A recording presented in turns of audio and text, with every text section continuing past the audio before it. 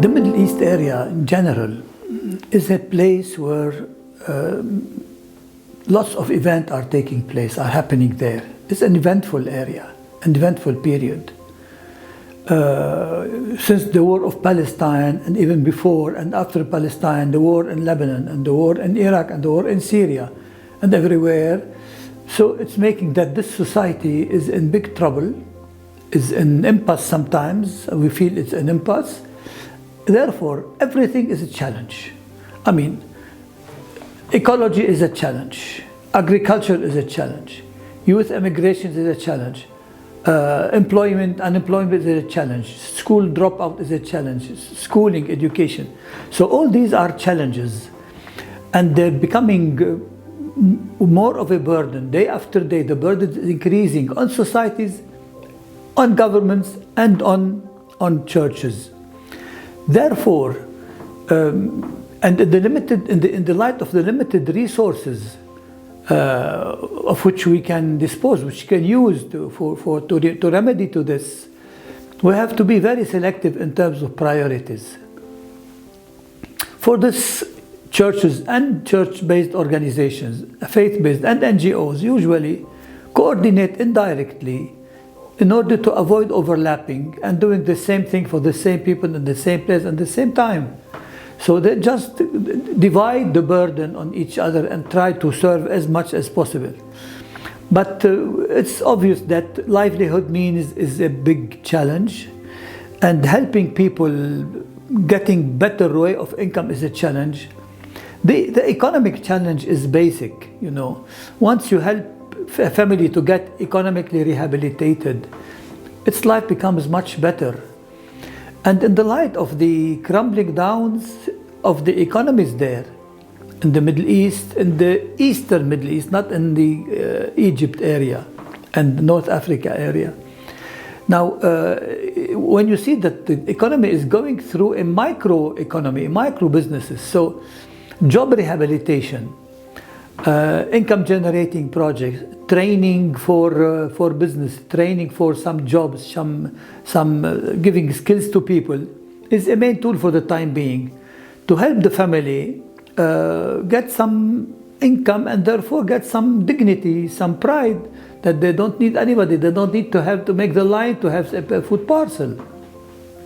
So in this respect, I give the priority, and I call it the stone which can hold the jar standing.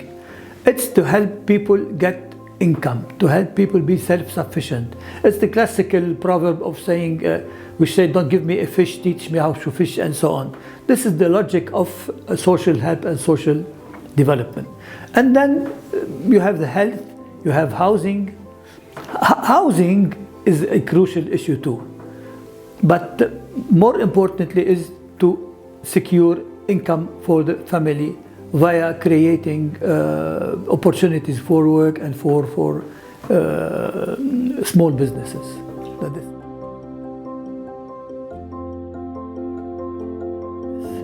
You know, MECC was the first to deal with emergency and relief in the Middle East. But now our churches, our constituencies, are becoming better than us. I mean, better, so to speak. Our churches were very quick to respond.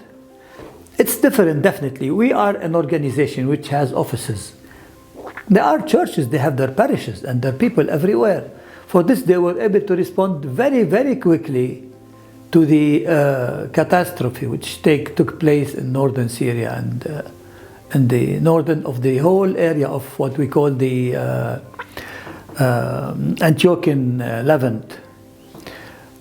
So churches were very quick in securing shelter, securing food, securing health kits, and so on.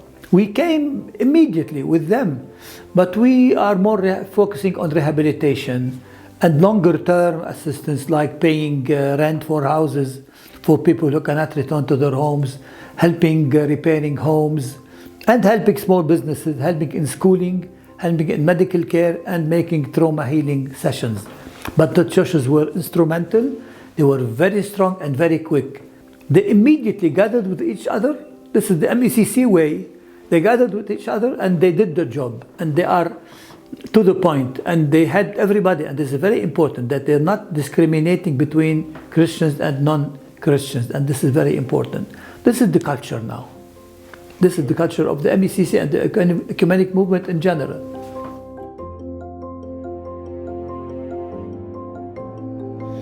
Yes, the MECC in 2024 reaches 50 years of age.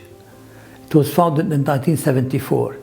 So we're preparing the Jubilee year. It will be a Jubilee year, not a Jubilee day. We will make it throughout the year several seminars and conferences to assess and to evaluate the past achievement of MECC. Because the orientation in the council and within the churches is not to have a celebration just for the Jubilee. No, it should be a station to stop, where to stop and to make some contemplation on the past, to evaluate what has been achieved and to evaluate what has not been achieved and why, to see why, and this is what we're preparing.